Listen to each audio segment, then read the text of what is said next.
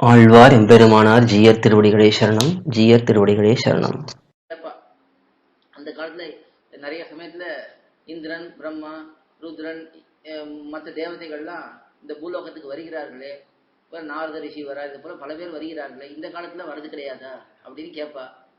அவர் வந்தாலும் நம்ம கண்ணுக்கு தெரியாது, அவர் வந்துட்டு போயிட்டு இருக்கலாம். இப்போ ஒரு யாகம்னு நடந்தா அந்த யாகத்துக்கு ஹவிசு கொடுக்கும்போது அந்த தேவதை வந்து வாங்கிட்டு தான் ஆகணும். ஆனா நம்ம கண்ணுக்கு தெரியாது.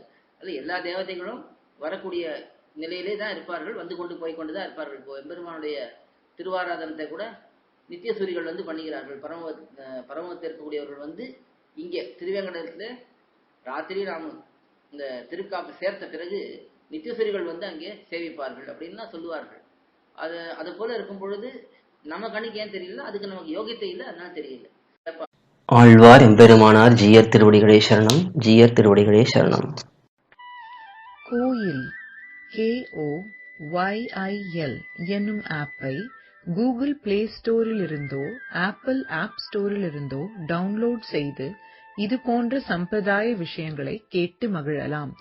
எங்கள் வலைத்தளம் koil.org KOYIL.org